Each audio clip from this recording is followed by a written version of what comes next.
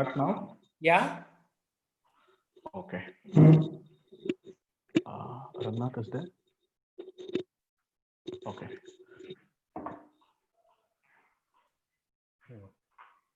Good evening to one and all. It's my pleasure to welcome you all to the webinar series hosted by the Advocates Association Bangalore. Today we have with us former Judge of High Court of Karnataka and Senior Advocate, Supreme Court of India, Honorable Mr. Justice H.N. Nagmohan Das, who is going to address the topic making of Indian Constitution and its basic feature. Dear sir, we are pleased to have you with us today and I extend warm welcome to you on behalf of Advocate Association Bangalore. Welcome, sir. Thank you. Thank you, Kamath. I further take this privilege to introduce today's speaker. Justice Nagmohan Das hails from Hebbani village of Kolar district. Sir is the son of H.N. Nagappa, a well-known freedom fighter. Lordship is alumni of Bangalore University and started legal practice in the year 1977 before trial courts and high court. Sir was appointed as the judge of Karnataka High Court in the year 2004. Presently, sir is practicing as senior advocate at Supreme Court of India and also process of justice as an arbitrator. Apart from serving the judiciary and legal practice, sir have been doing several social activities. Lordship has authored several books on the subject of social concern, law and justice. Few of his books are Challenges and Problems Before Young Lawyers, Samaja Mattu Kanunu, Arivu Bedaku, Samajavada, and many more. It is truly an honor to introduce sir on this occasion, whose journey is an inspiration to many advocates, law students, and the fraternity. We are pleased to have you, sir, as our speaker today. Thank you so much for accepting our invitation. Before we start the session, we have the Q&A box, question and answer box, active now. All the participants, whoever wants to shoot their questions, can pass it offline through Q&A box. Thank you. Over to you, Lord. Thank you. Thank you very much, Kamath. Thank you. Bangalore Advocates Association is called as Premier Association in India.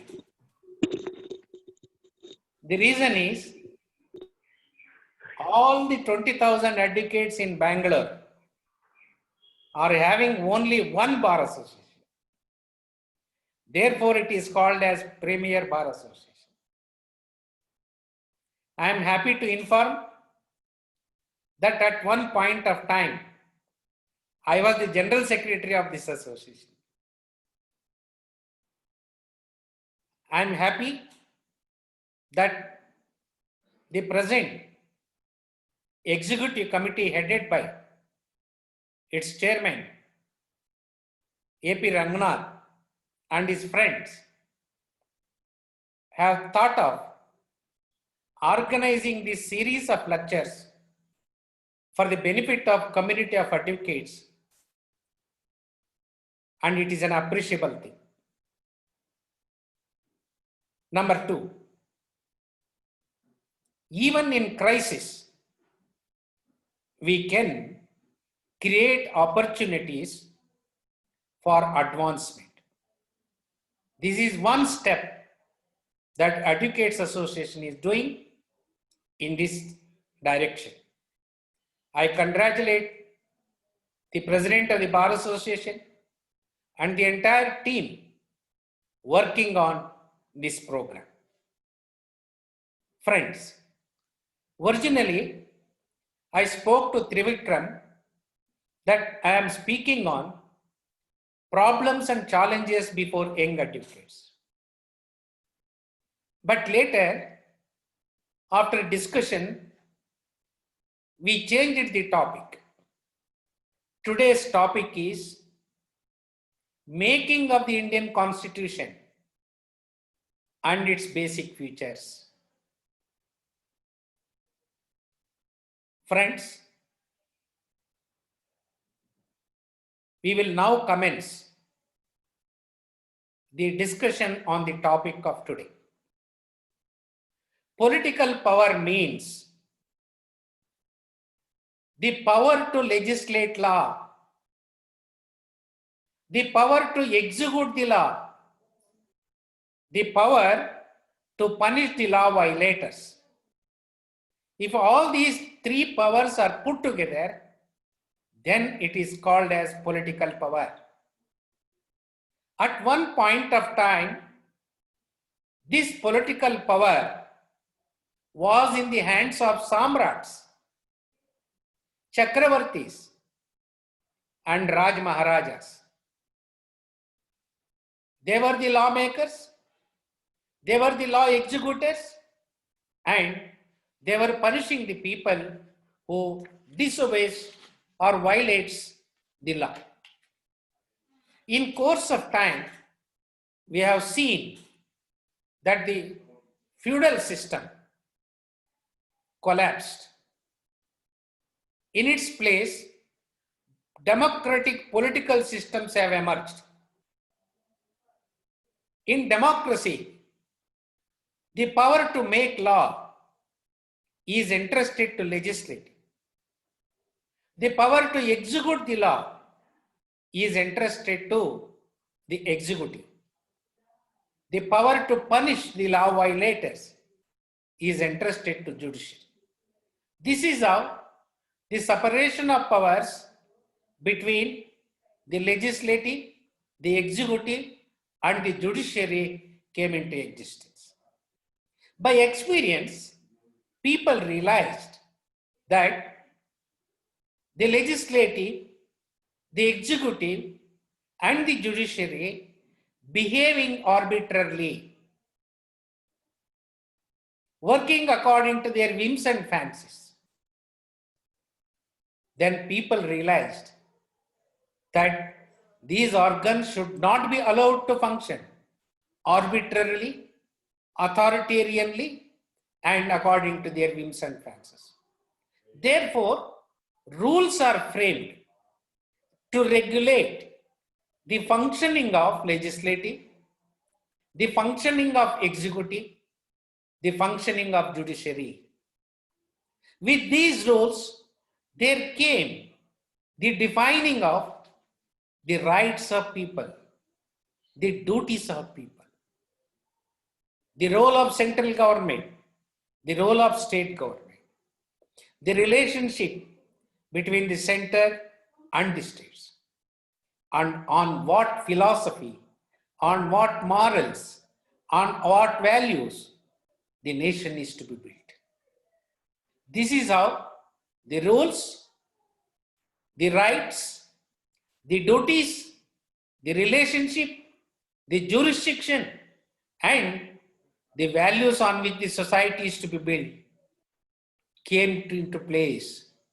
A culmination of all these things is called as Constitution. This is how constitutions came into the world. Today, out of 200 countries in the world, nearly 190 countries are having their own separate and independent written constitutions. People of the world are demanding the constitutional rule. People are not expecting X to rule, Y to rule, or Z to rule, or this ism to rule, or that ism to rule. People are expecting a constitutional rule. Simultaneously, people of the respective countries are expressing their inclination and desire to read their constitutions, understand their constitutions, and to live up to their constitutions. This is the order of the world today. It is in this background all of us have to remember that we, the people of India, have to read our constitution, understand our constitution, and live up to the constitutional philosophy. This is the need of the hour. In 1947, we got independence. By accepting the world's biggest written constitution, India became republic in 1950. 70 years is completed.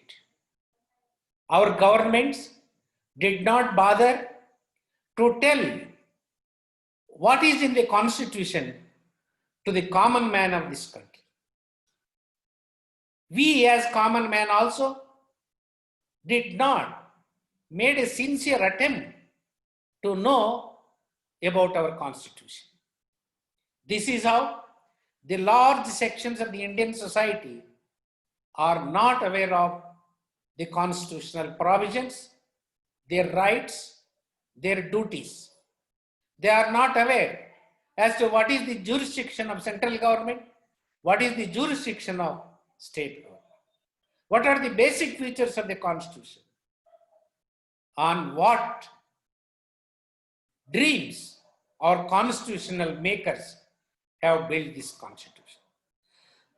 Therefore, now it is the time for every one of us to read the constitution, to understand the constitution, and to imbibe the constitution. Most of the people in the country think that constitution is a document meant for judges and meant for lawyers. Therefore, it is their duty to read, and they are no way concerned. This is a wrong concept. Again, here I have to say, most of the judges have not read the constitution. Many of the lawyers have not read and understood the constitution. Particularly, the lawyers in the mafsil area and in the trial courts, they always think that why should we have to read the constitution? We are not dealing with any constitutional litigations. We are not dealing with constitutional provisions. Therefore, majority of the lawyers and majority of the judges in the country, in our judicial system, have not made a sincere attempt to know our constitution. This is one aspect of the matter. The other aspect of the matter is, if we take the constitution book in any language, either in English or in Kannada or in Hindi or any other language, if you read even of 10 times, you will not be able to understand the Indian Constitution. Because Indian Constitution is not a story, is not a novel, it is not a poetry, and it is not a fiction. Therefore, we must make an extra effort to understand the Indian Constitution. This is yet another reason where majority of the Indian people have not made an attempt to read and understand the Indian Constitution. Then, what is the methodology to read and understand the Constitution in an easy way? One person, a Telugu poet, in Telugu he says, Deshamante matti kaadoi, Deshamante manushuloy. A nation is not made of just land. A nation is made of its people. In our school days, our teachers have only taught us India means in the north there is Himalayas, in the south there is Indian Ocean, on one side there is Arabian Sea, on another side there is Bay of Bengal, in between there is Vindhya Mountains and perennial rivers. This is all what we taught in our school days. But nation means not just these. Nation means its people. Therefore, the first principle to read and understand the Indian Constitution is to understand India. If we know the country, then we will be able to understand the Indian Constitution. Then knowing India means what? As I said, knowing India means not just the landscape, the mountains, the valleys, the rivers, the forests, the waterfalls. It is not just that. You must know about the Indian people. Knowing about the Indian people means what? You have to know about their history. You have to know about their races, religions, castes, languages, social relationship, and economic relationship. If you know all these things, then you will be knowing about India. If you know about India, then it is easy to understand Indian Constitution. The next question arises, is it necessary that we have to make a deep study in respect of each of the things that I have told? No, a minimum knowledge is sufficient. Now take for example, within 2 minutes, I will tell you the Indian history. Indian history is divided into 3 parts. Ancient Indian history, medieval Indian history, and modern Indian history. From Indus Valley civilization to the middle of 10th century AD is called ancient Indian history. During this period, prominently, India was ruled by Guptas, Mauryas, Kanishkas, Harshavardhanas. Prominently, these are the rulers who ruled the country. Then, the medieval Indian history commences from middle of 10th century AD to middle of 18th century AD. Predominantly, during this period, India was ruled by Huns, Turks, Khiljis, Sultans, Mughals. These are the people who ruled the country. Then what is modern India? Modern Indian history means from the middle of 18th century till today is called as modern Indian history. During this period, India was prominently ruled by the French, the Dutch, the Portuguese, and the British. In 1947, India became independent. In 1950, India became republic. Today, in 2020, we are in 2020. This entire period is called as modern Indian history. If you know about this much of Indian history, then you will be able to understand what is meant by feudalism, what is meant by monarchy, what is meant by colonialism.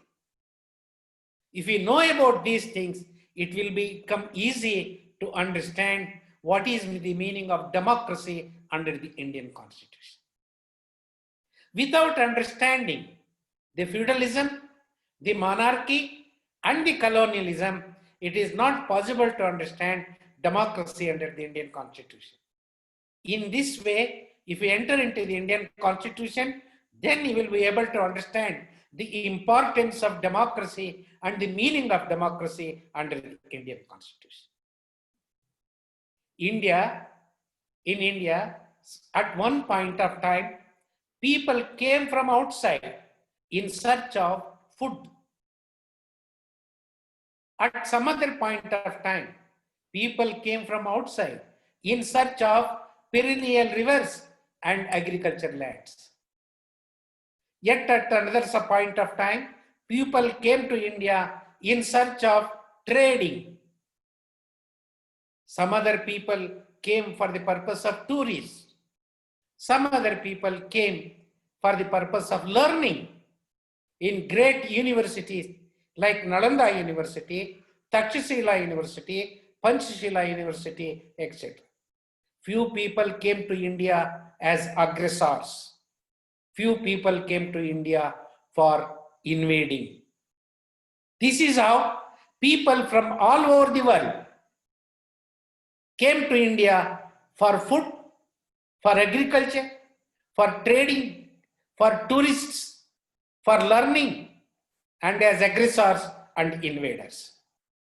These people who came to India from different countries, they belong to different religions, different languages, different races, Proto-Australoid, Paleo-Mediterranean, Caucasoid, Mongoloid. These are the races that came to India. They came from Europe, Mongolia, Africa, and Arab countries. Like this, people belonging to different races, different languages, different countries came to India at different point of time. Those who came to India, majority of them remained in India. They did not go back to their countries. Majority of them settled in India. They did not settle in segregation. They settled in intermingling. There is so much of intermingling today in this country that you don't find a pure nationality in this country, a pure race man. By looking at me, is it possible for any one of you to tell that my ancestors belong to such and such a race? They have come from such and such a country? They have come from such and such a language family? No. Therefore, there is so much of intermingling. As a result of this intermingling, today we are not only having all the religions in the world in India, but there are 4,635 castes and subcastes in this country. If we don't understand this, people belonging to different religion, different castes, different languages, different food habits, different dress habits, different customs, different traditions, and different opinions. They live together in this country for centuries. If you don't understand this, you will not be able to understand what is the importance of pluralism under the Indian Constitution. This is how our elders in the Indian Constitution protected the rights of these people. Irrespective of religion, caste, language, race, place of birth, gender, everyone is treated equal under Article 14. Everyone is provided equal protection of law. Everyone is provided equal opportunity in this country. You don't understand the importance of pluralism under the Indian Constitution without understanding this historical background. This is how, if you enter into the Indian Constitution, you will understand what is the meaning of the pluralism under the Indian Constitution. Then, our society is a society where we are not only having religions and castes. In Indian context, there are upper castes, there are lower castes. In India, upper castes are also upper class. Lower castes are also lower class. Caste and class are intermingled in this country. There is inequality among the castes. There is political inequality, economic inequality, social inequality, and cultural inequality. If you don't understand this caste inequality, friends, it is not possible to understand what is the importance of social justice under the Indian Constitution. This is how you have to enter into the Indian Constitution to understand what is the importance of democracy, what is the importance of pluralism, what is the importance of secularism, what is the importance of social justice. This is how You have to enter into Indian Constitution to understand these things. As I told you, from the middle of 10th century to the middle of 20th century, we were ruled by foreigners. For nearly 1000 years, India was ruled by the foreigners. The last one to rule India was the Britishers. During British rule, we fought for our independence. Our independence struggle is a long-drawn struggle. It is a struggle of 4 to 5 generations. It is a struggle for the 13, 14 decades of struggle. During this struggle, at one point of time, we could see that India's freedom struggle was not only a political struggle, it was economic struggle and social struggle also. While asking the Britishers to go out of this country and the political power has to come to our hands, this is political struggle. Simultaneously, we were also fighting for our economic rights. Feudal system is to be abolished. Tiller is to get the land. Unemployed should get employment. Every employed person shall get equal wages. Economic struggle. Simultaneously, we fought against social evils like sati system, child marriage, dowry system, widow remarriage, untouchability, Devadasi system. This is how we have fought against the social.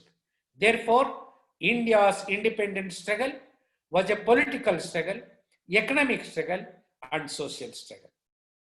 At one point of this struggle, we demanded that Britishers to frame a constitution and to rule the India according to that constitution.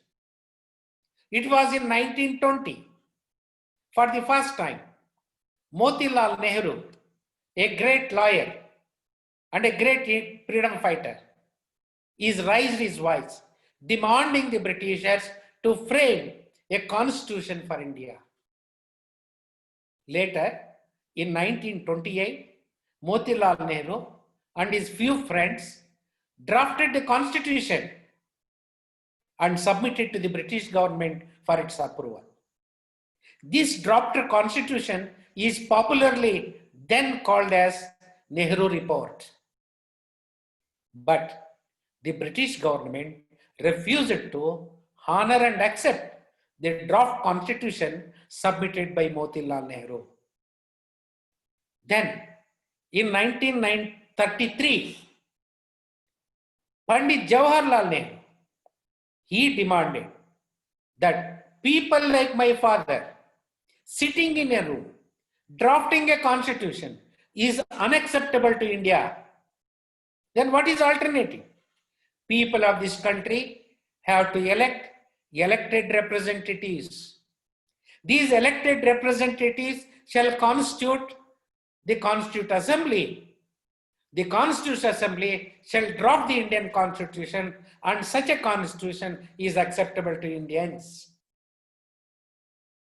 Britishers accepted the demand of Pandit Jawaharlal Nehru, but they did not implement it because Second World War was going on. England was totally involved in the Second World War. Therefore, they were busy in Second World War, therefore they were not willing to accept and implement the proposal of the Pandit Jawaharlal Nehru. Though on principle, British government accepted the proposal of Pandit Nehru, in the guise of Second World War, they did not implement it. At that point of time, in 1942, Mahatma Gandhi and the Congress Party, in its Bombay Convention, passed a resolution. We don't want any concession from the British government. We want full freedom. Britishers have to get out of this country. political power has to come to our hands. Until that object is achieved, we will not rest. For achieving that purpose, we are ready to sacrifice our life. This is how do or die call was given in 1942. Till 1942, the freedom struggle of India was almost peaceful.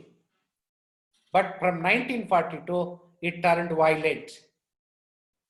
It turned to such a violent that British revenue offices were burnt, police stations were looted, food godowns were looted, thousands and thousands of people were put behind the jails. Hundreds of people of British officers were killed. Britishers were afraid whether it is possible for them to rule this country in future. Finally, in 1945, the Second World War came to an end. In England, elections were held. Churchill got defeated. Labour Party came to the power. Labour Party elected Clement Attlee as its Prime Minister. The Labour Prime Minister of England, in his foreign policy, declared two important things relating to India. One, that they will give independence to India. Two, they will allow the Indians to hold elections, elect representatives, and to constitute a constituent assembly. This is how in 1946, July, elections were held. A constituent assembly consisting of 272 persons was constituted. These 272 constituent assembly members elected Dr. Babu Rajendra Prasad as its president. 13 subcommittees were constituted. Most important subcommittee was a Draft Constitutional Committee. Dr. Ambedkar was nominated as the chairperson of the Draft Constitutional Committee. This is how the Constitutional Committee came into existence for drafting the Indian Constitution. For 2 years, 11 months and 17 days, the Constitutional Assembly worked hard and finally produced a final draft constitution in the month of November 1949.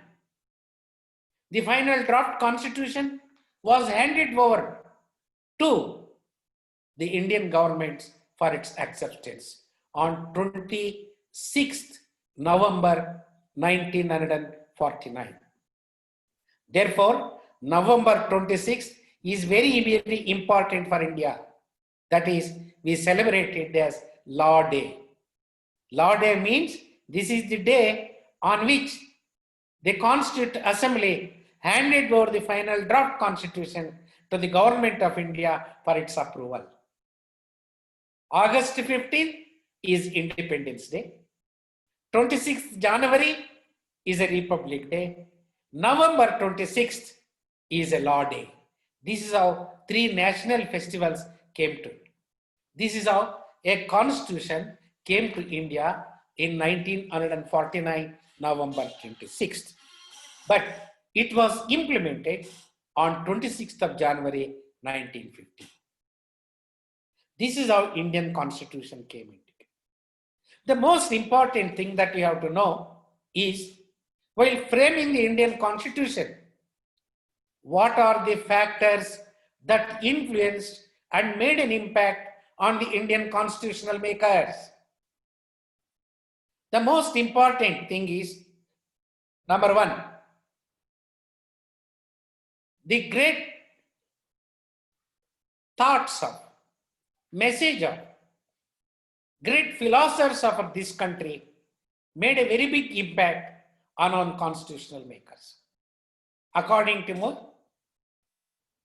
the Buddha's philosophy, Basava philosophy, Mahatma Gandhi's philosophy, and Dr. Ambedkar's philosophy made a big impact on our constitutional makers, and they found a place in Indian Constitution. Buddha's Dhamma Marga, Basavanna's equality path, Mahatma Gandhi's non-violence path, Dr. Ambedkar's social justice path made a big impact on our constitutional makers, and you will find all the four things under the Indian Constitution. If you read the European history, democracies came there by bloodshed and beheading the kings and the queens. But in India, we abolished feudalism, but we did not take the head of one feudal lord. We did not kill one Maharaja. That is because of the reason, the non-violence path that Gandhi's made an impact on us. In 12th century BC, 12th century AD, the Vachanas, the Basavanna, a great social reformer, his message made an impact. ಎಲ್ಲ ವಚನಕಾರರ ಅಂತಿಮ ಗುರಿ ಜಾತಿ ಭೇದವಿಲ್ಲದ, ವರ್ಗ ಭೇದವಿಲ್ಲದ, ಲಿಂಗ ಭೇದವಿಲ್ಲದ ಒಂದು ಸಮಾಜವನ್ನ ನಿರ್ಮಾಣ ಮಾಡತಕ್ಕಂಥದ್ದೇ ಎಲ್ಲ ವಚನಕಾರರ ಗುರಿಯಾಗಿತ್ತು. This made a big impact on us, and this has found a place in our Indian Constitution. ಇಲ್ಲಿ ನಾನು ಆಗಲೇ ಹೇಳ್ದಂಗೆ upper castes are also there, lower castes are also there. Upper castes are also upper class, lower castes are also lower class. There is a caste inequality. How? All the people shall participate in the nation building process. The only path is social justice path. This is how Buddha's Dhamma Marga, Basavanna's equality path, Mahatma Gandhi's non-violence path, and Ambedkar's social justice path made a big impact. On these four philosophies, the Indian Constitution is framed.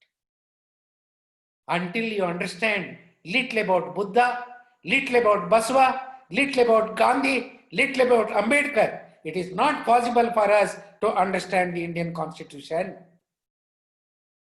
This is how we have to enter into the Indian Constitution, by knowing little about these philosophies. The second important thing that made a big impact on us is, by the time when we started drafting the Indian Constitution, there were several constitutions in the world which were in implementation. Our constitutional makers, in particular Dr. Ambedkar, studied most of the constitutions in the world. He noticed what is good for India. He borrowed all good things from different constitutions, and they are all tested whether suitable to India or not. Finally, they selected some of the things and incorporated the Indian Constitution. Few such constitutions are American Constitution, French Constitution, Ireland Constitution, Canada Constitution, German Constitution, Australian Constitution, Russian Constitution. We borrowed some of the things from other constitutions, and if we read these things in Indian Constitution, you will find these things. Another thing important, the third important influence on us was, by the time we sat to draft the Indian Constitution, several revolutions had taken place in the world. Some of the revolutions have produced vibrant slogans, vibrant proclamations. The vibrant proclamations of great revolutions in the world also made an impact on Indian constitutional makers. I don't want to go into all the revolutions, but three important revolutions that made an impact on us are American Revolution's vibrant proclamation that all men are created equal, French Revolution's great proclamation, equality, liberty, and fraternity, Russia revolutions, great proclamation, each according to his ability, each according to his need. You will find equal words in our preamble of the Indian Constitution. If you read the preamble of the Indian Constitution, you will be able to understand how the vibrant proclamations of great revolutions in the world made an impact and find a place in our Constitution. And fourth important thing is, during our freedom struggle, as I told you, it is not only a political struggle, it was economic and social struggle also. During this struggle, people of this country encountered several important questions. The people of this country debated these questions and they gave answers to those questions. These answers became the goals of freedom movement, and these goals of freedom movement are translated into reality under the Indian Constitution. I will not go into all the questions. I will only go to 4 or 5 questions. The first question that during the freedom struggle that people of this country encountered was, after independence, shall we make Mahatma Gandhi an emperor? Jawaharlal Nehru a Chakravarti? People of this country debated this question. They gave answers. We don't want Samrats. We don't want Chakravartis. We don't want Raj Maharajas. Feudalism is to be abolished. Political power is to be transferred to the people. This is how people's democracy became the goal of Indian freedom movement, which finds a place under the Indian Constitution. Without understanding this freedom movement, this important question during freedom movement, you will not be able to understand what is political democracy under the Indian Constitution. The second question that came up before the country was, in India, 80% population are Hindus, remaining 20% all other religions. A small section, a militant section among the Hindu demanded that after independence, we have to declare India as a Hindu Rashtra. The people of this country debated this question and they gave answer. What is the answer that they gave? People belonging to different religions, different castes, different languages, different food habits, different traditions, different opinions, live together. This is how there is unity in diversity in this country. Therefore, the people said, we not only live together, we participate in the life struggles of each other. We fought against the Britishers. We built this country. Today we are getting independence. If all of us have to live like brothers, we don't want Hindu Rashtra. We don't want Islam Rashtra. We don't want Christ Rashtra. We don't want Sikh Rashtra. We don't want Bauddha Rashtra. We don't want Islamic Rashtra. We want a secular state. This is how the secularism came to India. The third question that came to debate was, as I told you, on the basis of majority, on the basis of merit, shall we build this country? No. The object of Indian freedom struggle is to establish an equal society.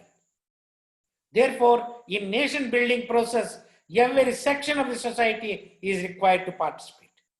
But religion comes in the way. Caste comes in the way. The path that we have to adopt, by adopting social justice path, we can embrace and involve all sections of the society in the freedom struggle. This is how secularism came to India. Then the last question, the fourth question that came up for consideration is, by establishing a central government at the center. Shall we run the entire country? No. This question was debated. People gave an answer to India, to this. They said, we are in India, in particular region, there is particular language. That language people have particular culture. They have certain specific problems. They have specific challenges. Therefore, one central government at the center will not be able to rule this country. Therefore, they said, on the basis of language, linguistic states is necessary. That is how federal structure came into it. We need a central government as well as state government. Center and state, a federal structure came into these things. This is how the constitution came to India. The basic features are in it. This is how the concept of welfare state, the concept of democracy, secularism, pluralism, social justice, all these came into Indian constitution in this background. Now, if you enter into the Indian constitution, if you read the preamble, you will understand. I don't want to delve with what is inside the constitution.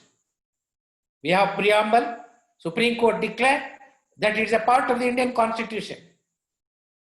There are fundamental rights, there are fundamental duties. The establishment of legislative, executive and judiciary, their jurisdiction, their interrelationship is also defined.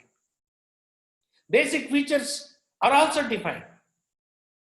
Rights and duties, everything is imbibed in this way. Our constitution came into existence. Now 70 years is over. Friends, in these 70 years, according to me, our constitution has withstood the test of time. When we look at our neighboring states, we will see that many number of countries, their constitutions have been replaced. Military rule has come, civil disobedience, but even after 70 years, our constitution is holding all the people in this country together. International jurists, they say that Indian constitution is not only the biggest written constitution, but it is one of the best constitution and most relevant constitutions in the world. It is not just that. I used to tell in my lectures in the entire state, I have told that ಹಿಂದೂಗಳಿಗೆ ಭಗವದ್ಗೀತೆ ಇದೆ, ಮುಸಲ್ಮಾನರಿಗೆ ಕುರಾನ್ ಇದೆ, ಕ್ರೈಸ್ತರಿಗೆ Bible ಇದೆ, ಬೌದ್ಧರಿಗೆ ಬುದ್ಧನ ಬೋಧನೆಗಳಿವೆ, ಸಿಖ್ಖರಿಗೆ ಗುರುಗ್ರಂಥ ಇದೆ. ಆದರೆ ಈ ಎಲ್ಲ ಭಾರತೀಯರಿಗೆ ಮಹಾಗ್ರಂಥ ಭಾರತದ ಸಂವಿಧಾನ. 70 ವರ್ಷಗಳ ಈ ಸಂವಿಧಾನ ಇವತ್ತು ಪ್ರಸ್ತುತವಾಗಿದೆ ಮತ್ತು ಉತ್ತಮವಾಗಿದೆ. ಈ 70 ವರ್ಷಗಳಲ್ಲಿ ನಾವೊಂದಷ್ಟು ಸಾಧನೆಯನ್ನು ಮಾಡಿದ್ದೀವಿ. ಪ್ರಜಾಪ್ರಭುತ್ವ ಸಂಸ್ಥೆಗಳನ್ನು ಕಟ್ಟಿದ್ದೀವಿ, ಪ್ರಜಾಪ್ರಭುತ್ವ ಹಕ್ಕುಗಳನ್ನು ನೀಡಿದ್ದೀವಿ, ಪ್ರಜಾಪ್ರಭುತ್ವ ಸುಧಾರಣೆಗಳನ್ನು ತಂದಿದ್ದೀವಿ, ಜನಸಾಮಾನ್ಯರ ಬದುಕನ್ನು ಉತ್ತಮಗೊಳಿಸಿದ್ದೀವಿ. ಒಂದಷ್ಟು ಜನರಿಗೆ ಶಿಕ್ಷಣ, ಆರೋಗ್ಯ, ವಸತಿ, ಅನ್ನ, ಸಾರಿಗೆ, ಕುಡಿಯುವ ನೀರು, ದೀಪ ಇತ್ಯಾದಿಗಳನ್ನು ಕೊಡೋದಕ್ಕೆ ಸಾಧ್ಯ ಆಗಿದೆ. ಮಹಿಳೆಯರ, ಅಸ್ಪೃಶ್ಯರ, ಬುಡಕಟ್ಟು ಜನಾಂಗ, ಅಲ್ಪಸಂಖ್ಯಾತರ ಜೀವನ ಮಟ್ಟ ಸುಧಾರಿಸಿದೆ ಅಂದ್ರೆ ಅದು ಭಾರತದ ಸಂವಿಧಾನ ಕಾರಣ ಅಂತ. Information technology, space technology, atomic energy, Indian defence, ಇಂಥ ಅನೇಕ ಕ್ಷೇತ್ರಗಳಲ್ಲಿ ಭಾರತ ಜಗತ್ತಿನ ಟಾಪ್ 10 ದೇಶಗಳಲ್ಲಿ ಒಂದು ಅಂತಕ್ಕ ಸ್ಥಾನ ಪಡೆದಿದ್ರೆ ಅದು ಭಾರತದ ಸಂವಿಧಾನ ಕಾರಣ. ಹಾಗಾಗಿ ಸ್ನೇಹಿತರೆ, ಇಂತಹ ಸಂವಿಧಾನನ ನಾವು ಇವತ್ತು ಉಳಿಸ್ಕೋಬೇಕಾಗಿದೆ. ಇದನ್ನ ಉಳಿಸ್ಕೋಬೇಕಾದ್ರೆ ಮೊದಲನೇ ಕರ್ತವ್ಯ ನಾವು ಮಾಡಬೇಕಾಗಿರ್ತಕ್ಕಂಥದ್ದು ಸಂವಿಧಾನ ನಾವು ಓದಬೇಕು, ಅದನ್ನು ಅರ್ಥ ಮಾಡ್ಕೋಬೇಕು. ಅದರಂತೆ ನಾವು ನಡ್ಕೊಂಡ್ರೆ ಖಂಡಿತವಾಗಿಯೂ ನಮ್ಮ ಸಮಸ್ಯೆಗಳನ್ನು ಪರಿಹಾರ ಮಾಡ್ಕೋಬಹುದು, ಸವಾಲುಗಳನ್ನು ಹಿಮ್ಮೆಟ್ಟಿಸಬಹುದು, ದೇಶನ ಪ್ರಗತಿ ಹತ್ರ ಕೊಂಡೊಯ್ಯಬಹುದು. ಆ ಕೆಲಸ ನೀವು ನಾವು ಎಲ್ಲರೂ ಮಾಡೋಣ. ಈ ದಿಕ್ಕಿನಲ್ಲಿ ಸಂವಿಧಾನನ ಅರ್ಥ ಮಾಡಿಕೊಡೋಣ. ವಿಶೇಷವಾಗಿ ವಕೀಲರು ಸಂವಿಧಾನವನ್ನ ಈ ರೀತಿ ಚೆನ್ನಾಗಿ ಅರ್ಥ ಮಾಡಿಕೊಂಡ್ರೆ ನೀವು ಜನರಿಗೆ ಇದನ್ನ ತಿಳಿಸ್ಬೋದು. ಕೋರ್ಟ್ ಒಳಗಡೆ ಈ ವ್ಯಾಖ್ಯಾನನ್ನ ನೀಡೋದ್ರ ಮುಖಾಂತರ ಸಂವಿಧಾನದ ಆಶಯಗಳನ್ನ ಜಾರಿಗೆ ತರಬಹುದು. ಆ ದಿಕ್ಕಿನಲ್ಲಿ ನೀವು ನಾವು ಎಲ್ಲ ಈ ಸಂವಿಧಾನದನ್ನ ಉಳಿಸೋಣ, ಸಂವಿಧಾನದ ಆಶಯಗಳಂತೆ ನಾವು ನಡ್ಕೊಳ್ಳೋಣ. ಆ ದಿಕ್ಕಿನಲ್ಲಿ ದೇಶನ ಪ್ರಗತಿ ಹತ್ರ ಕೊಂಡೊಯ್ಯೋಣ. ಇಂಥ ಅವಕಾಶ ಕೊಟ್ಟಿದ್ದಕ್ಕೆ ವಕೀಲ ಸಂಘರಿಗೆ, ಎಲ್ಲ ಸಂಘಟಕರಿಗೆ ನನ್ನ ವಂದನೆಗಳನ್ನು ಸಲ್ಲಿಸಿ ನನ್ನ ಮಾತನ್ನು ಮುಗಿಸ್ತಾ ಇದ್ದೀನಿ. ನಮಸ್ಕಾರ. Thank you, sir. It was really a valuable session. This session reminded us about the quote by Dr. B.R. Ambedkar, which he said, "Constitution is not mere lawyer's document. It is a vehicle of life, and its spirit is always with the spirit of ages." And he has told. It reminds us with that. Your Lordship, it was really a wonderful session, very informative. My Lordship permits, we can go for question and answer session. Yes, yes. The participants are open to questions. I request the admin to unmute everyone.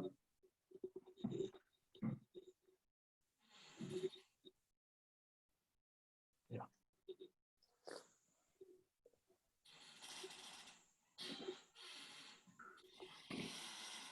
So the participants can unmute themselves and ask questions.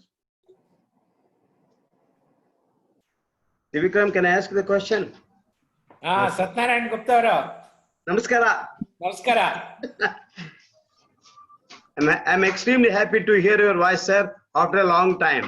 Hey, thank you. Okay. Sir, you have taken us to the law college days, the first year of law, where Indian constitutional subject was there, basics were there. Correct. Thank you very much.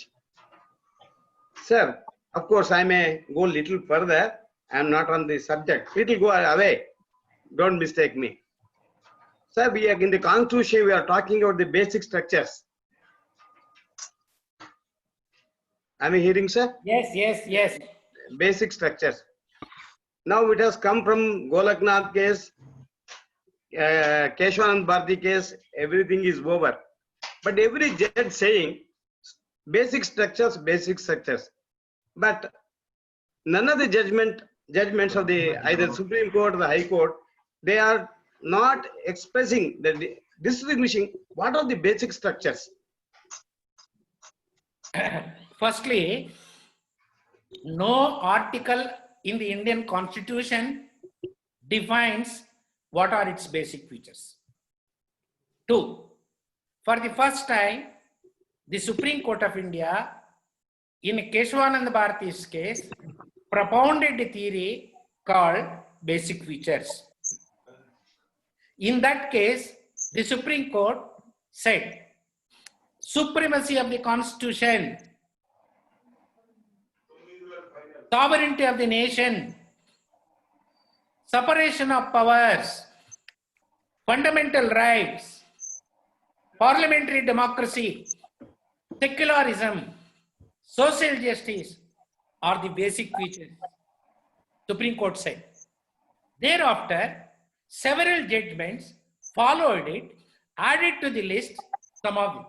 Say, for example, holding elections from time to time became the basic feature of the Constitution in one of the recent judgments. Natural justice became the basic feature of the Constitution in another judgment. Like this, the Supreme Court, if you read all these judgments, then you will find out the list of basic features propounded by the Supreme Court.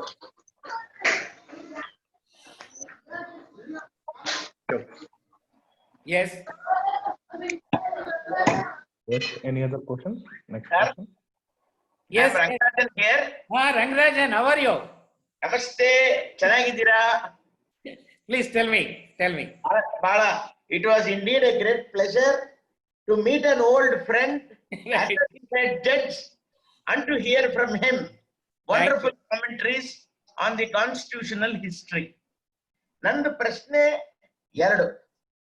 ಒಂದನೇ ಪ್ರಶ್ನೆ ಬಂದು, ಇವಾಗ constitution as framed, part 3 deals with fundamental rights, part 4 deals with directive principles of the state policy. And the traditional view was fundamental rights could be enforced through the court, directive principles cannot be enforced through the state. Andre, you cannot go to High Court or Supreme Court and ask for a writ direct to the government. Now, PIL has grown with the result, right to life, right to dignity, right for food, right for shelter, right for basic amenities. Ivu ellavu in the form of PIL goes before various fora and orders are passed. So my humble submission is, over a period of time, part 3 and part 4 have overlapped and hardly any distinction exists as on date after 70 years, whether it is part 3 or part 4.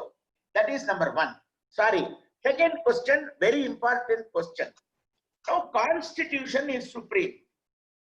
And under the Constitution, we have the executive, we have the legislature, we have the judiciary.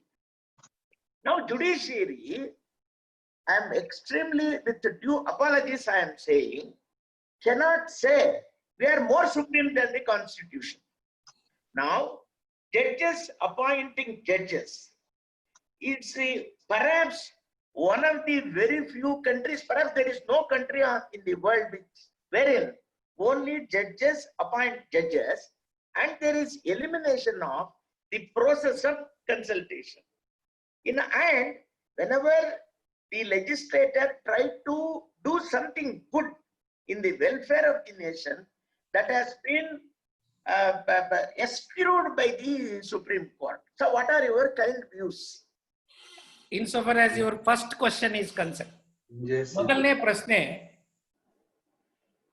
ಮೂಲಭೂತ ಹಕ್ಕುಗಳು ಒಂದು ಕಡೆ, ಅವು ಎನ್ಫೋರ್ಸಬಲ್ rights, directive principles ನಲ್ಲಿ ಇರ್ತಕ್ಕಂಥವು ಅನ್ಎನ್ಫೋರ್ಸಬಲ್. ಇದು ಯಾಕೆ ಬಂತು?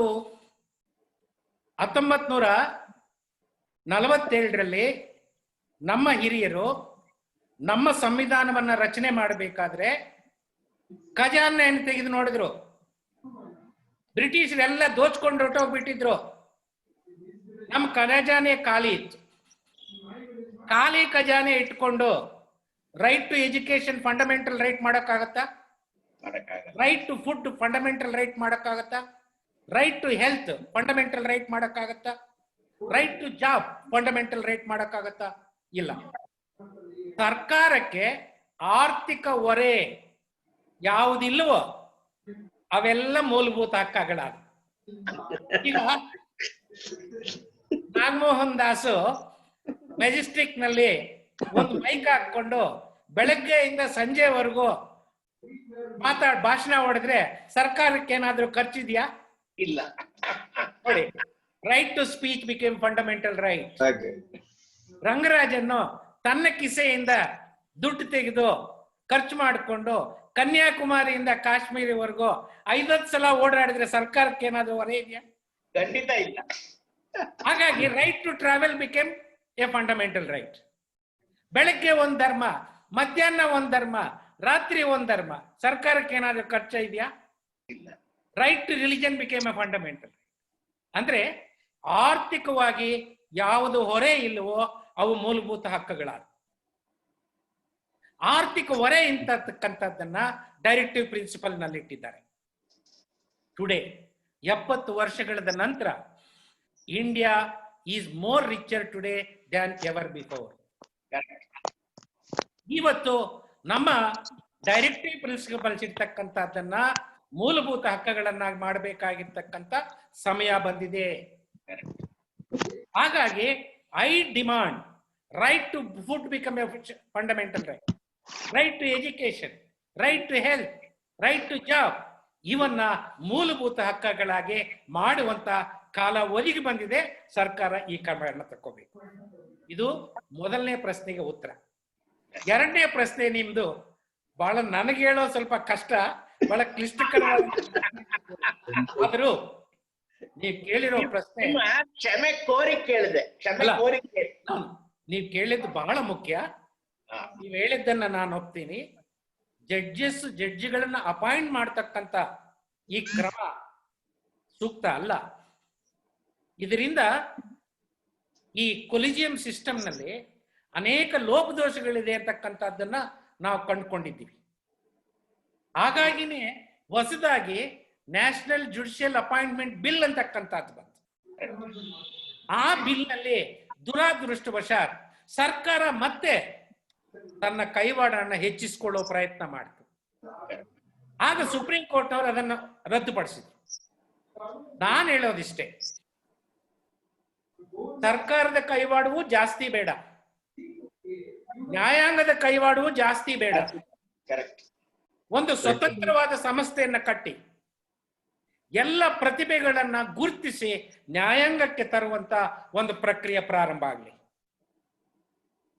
ಈ ಗುರುತಿಸುವಂತದ್ರಲ್ಲಿ ದೇಶನ ಗಮನದಲ್ಲಿ ಇಟ್ಕೊಂಡ ಇಂಡಿಯಾ ಮೀನ್ಸ್ ಎಲ್ಲ ರಾಜ್ಯಗಳು, ಎಲ್ಲ ಧರ್ಮಗಳು, ಎಲ್ಲ ಜಾತಿಗಳು, ಎಲ್ಲ ವರ್ಗಗಳು ಒಳಗೊಳ್ಳುವಂತ ಒಂದು ನ್ಯಾಯಾಂಗ ನಮಗೆ ಬೇಕಾಗಿದೆ. ಆ ದಿಕ್ಕಿನಲ್ಲಿ ಒಂದು ಸ್ವತಂತ್ರವಾದಂತ ನ್ಯಾಯಾಧೀಶರ ನೇಮಕಾತಿಯ ಒಂದು ಸಂಸ್ಥೆಯನ್ನ ನಾವು ಹುಟ್ಟಾಕ್ಬೇಕಾಗಿದೆ. ಬಹಳ ಬಹಳ ಬಹಳ ಧನ್ಯವಾದ. ಬಹಳ ಸಂತೋಷ. ಹಳೆ ಸ್ನೇಹಿತರು. ತುಂಬಾ ಸಂತೋಷ ಆಯ್ತು ನಿಮ್ಮನ್ನೆಲ್ಲ ನೋಡಿ. ನನಗೆ ಬಹಳ ಸಂತೋಷ. ನಿಮ್ಮನ್ನ ನೋಡಿ ಬಹಳ ಖುಷಿ ಆಯ್ತು ನನಗೆ. Thank you, thank you, thank you. Thank you sir. Q&A box ಅಲ್ಲಿ ಒಂದು ಕ್ವೆಶ್ಚನ್ ಇದೆ. I will read the question for sir. I want an answer on social justice count. Though reservation for certain sections of society is provided, still it is being made used by sections of society who have already tasted its taste and blocking the said right to the last person of the said society. Can't there be some insights on this issue? Chandrasekhar ಅವರು ಕೇಳಿರೋ ಪ್ರಶ್ನೆ ಬಹಳ relevant. This is a relevant question. I encountered this question for the last 2 years in my constitutional campaign in the entire state. Firstly, we must expel the myth of reservation. The 99% of opportunities are outside the purview of reservation. Only 1% of opportunities come within the ambit of reservation. Number one. Number two, even this 1% is extended not for one caste or other. In India, scheduled castes are enjoying the benefit of reservation. Scheduled tribes are enjoying the benefit of reservation. OBCs are enjoying the benefit of reservation. Recently, Government of India provided 10% reservation to those who are economically backward in general category. With this, all castes in this country are enjoying the benefit of reservation. Number two, there are certain issues relating to reservation. One is internal reservation. Another is creamy layer. Another is reservation in promotion. Another is reservation in private sector. These are the issues that I am encountering. Now, my only answer is on the question of creamy layer, on the question of reservation in promotion, on the question of reservation in private sector, it requires a democratic, transparent debate. There are serious consequences which we cannot find an answer until and unless the nation undergoes a detailed democratic debate. Insofar as internal reservation is concerned, I for one that it is immediately needed. But one rider that I have to need. Insofar as internal reservation is concerned, it must be a scientific classification. Number two, on priority basis, the reservation is to be provided. Number three, there are certain sections, even after 70 years of independent Republic of India, they have not seen the light of reservation, either in education or in employment. Therefore, internal reservation is necessary, is my answer. Other thing, reservation alone is not the solution to our problem. It is only a temporary measure. The permanent solution to our problem is to create more opportunities.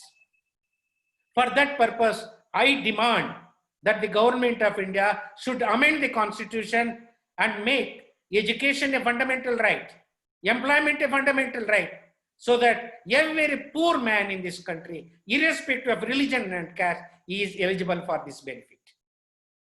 That is the ultimate solution. Therefore, create more opportunities. Government must think its program and policies in this direction. Until and unless we don't create opportunity. Take for example, in India, both in the central government and in the state government, 60 lakhs, 64,000 sanctioned posts are vacant.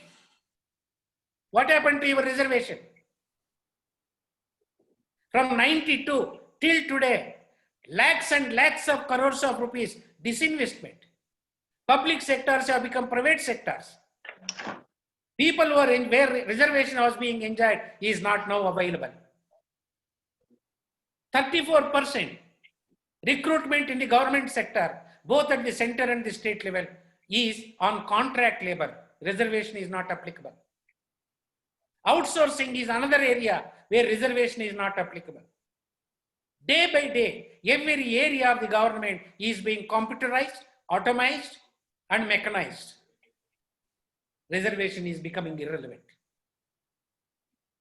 This we have to keep in mind. Very true, sir. Can we proceed Yeah, to the next Praveen. question? Praveen, can I ask Please, one question? please, Murthy, sir. Yes, yes. Go ahead. Yeah. Sir, good evening. How are you? Yeah, I'm good, sir. Okay, fine, Sir, fine. yeah, How are you? sir, I had a question. Naik, Sir, are can you you hear in me? Karwar or in Bangalore? Bangalore, sir. I'm very much in Bangalore. Okay, okay. Fine, fine, fine. I'm always in Bangalore only, sir. Right. Yes. I used to appear before you. I know. I know Yes. you, your sister, your father. Yes, sir. Father passed away. In fact. I know. Yes. When I went to Karwar and I want to see him, then the court people told me that he is in Bangalore. Yes. In my second visit to Karwar, I came to that he passed away. Yes, sir. Sir, my question pertains to liberty of an individual under Article 21. In fact, in the recent past, even you would have noticed that especially the Supreme Court is adopting a double standard, in the sense when it pertains, when the petitioner is a VVIP like Arnab Goswami or Vinod Dua or Salman Khan, it goes overboard and it lists a matter in less than 2 hours. In fact, in Salman Khan's matter, the Bombay High Court listed the matter in 20 minutes after his conviction, and without he being remanded to custody, was granted bail. But when it comes to a common citizen like me or anyone, in fact, it took more than 6 weeks for the Supreme Court to take cognizance of the misery of the migrant workers. So, don't you think this is an unhealthy precedent that is being set by the highest court, sir? I totally agree with you, with one rider. Yes, sir. Instead of using the word double standard, yes, sir. You use the word inconsistent. Please. Except that, I totally agree with you. Please, sir. I'm also unhappy about the way in which these areas of litigation which you have referred, please, sir, are dealt with. I am also unhappy. Yes, but sir. I hope that wisdom will prevail soon. Hope so, sir. I and you have to take this as a small aberration. Please, please, sir. I can't dealt with this beyond this. I know, sir. But still, I totally agree with you. Please, please, sir. I totally agree with you. Yes. Thank you so much, sir. Thank you. Thank you, sir. Yes. Mr. Harshvardhan Sharma has one question. Yes. Good evening, sir. Good evening. So my question is a bit of a deviation from the topic today. Yes. I wanted to ask, in your personal experience as a judge of our High Court, where did you come across the drawbacks of our constitution after 70 years of independence? What are the drawbacks that still our constitution has in practical aspects? Yes. It's a very important question. In some of the areas, I have noticed certain drawbacks.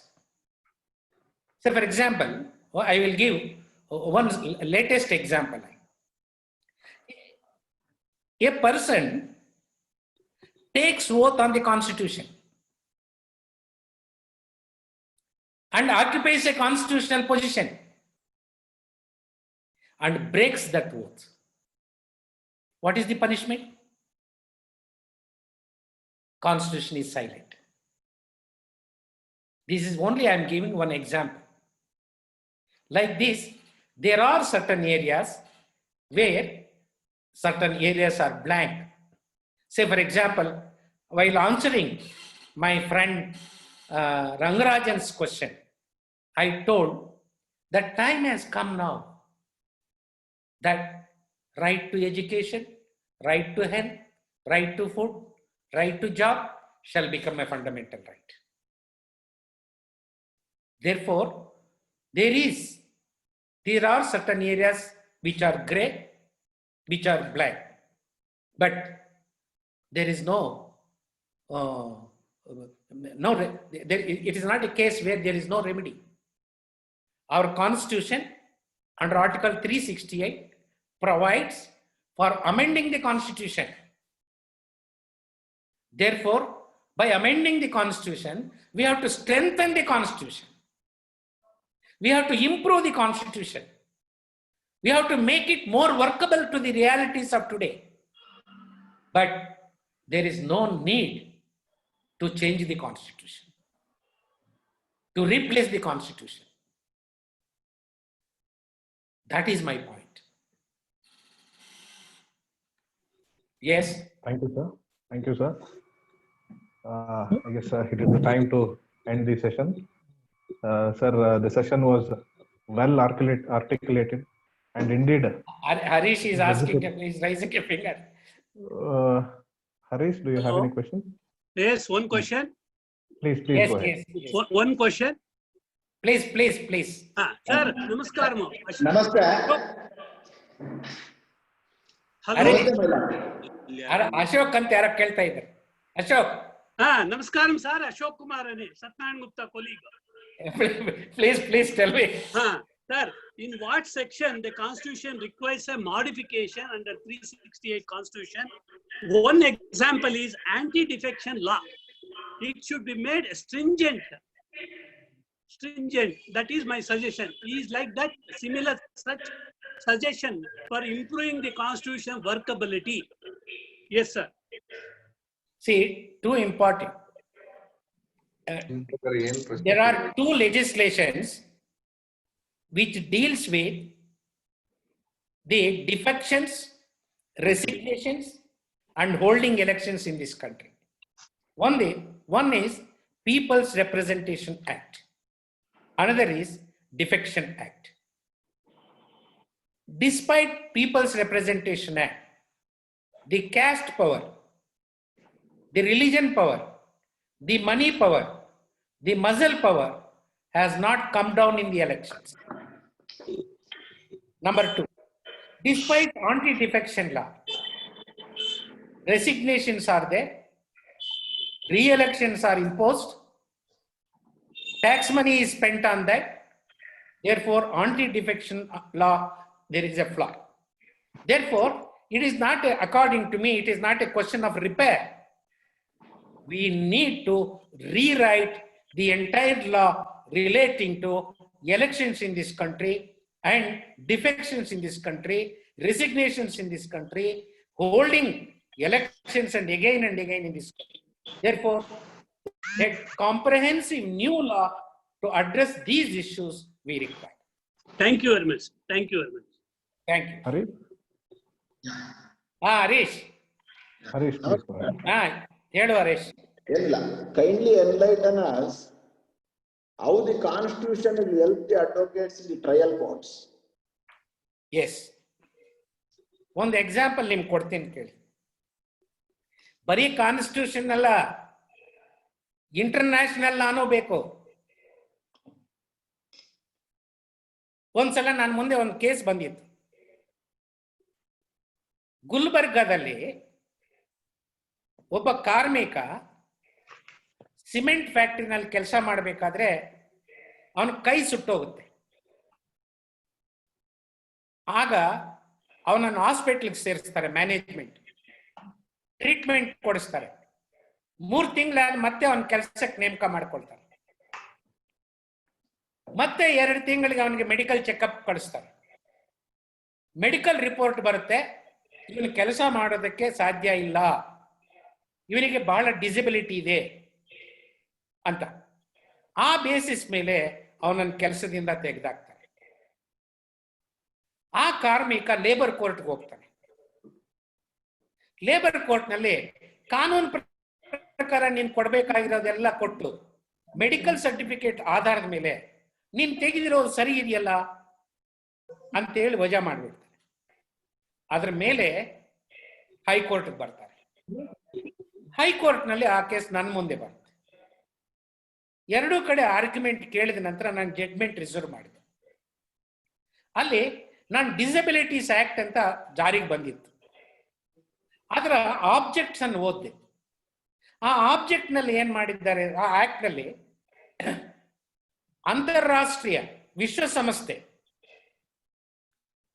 ಅನೇಕ convention ನಡೆಸಿ ಕೊನೆಗೆ Beijing convention ನಲ್ಲಿ ಎಲ್ಲ ಸದಸ್ಯ ರಾಷ್ಟ್ರಗಳು disabilities act ವಿಶ್ವಸಂಸ್ಥೆ ಹೇಳಿದಂತ ರೀತಿಯಲ್ಲಿ ನಮ್ಮ ದೇಶಗಳಲ್ಲಿ ನಾವು ರಚಿಸಿ ಜಾರಿಗೆ ತರುತ್ತೇವೆ ಅಂತ ಹೇಳ್ತೀವಿ. ಅದರ ಪರಿಣಾಮವಾಗಿ ಭಾರತ ದೇಶದಲ್ಲೂ ಬಂತು ಡಿಸಬಿಲಿಟೀಸ್ ಆಕ್ಟ್. ಆದ್ರೆ ನಮ್ಮವರು ಆ ಕಾನೂನು ಮಾಡಬೇಕಾದ್ರೆ ಅಲ್ಲಿ ಒಂದು ಪ್ರಸ್ತಾಪನ ಮಾಡಿದ್ರು. Disabilities act is applicable only for establishments ಯಾರು ಅಂತಂತಂದ್ರೆ ಸರ್ಕಾರಿ ಉದ್ಯಮಗಳು, ಖಾಸಗಿ ಉದ್ಯಮಗಳಲ್ಲಿ ಬರೋದಿಲ್ಲ.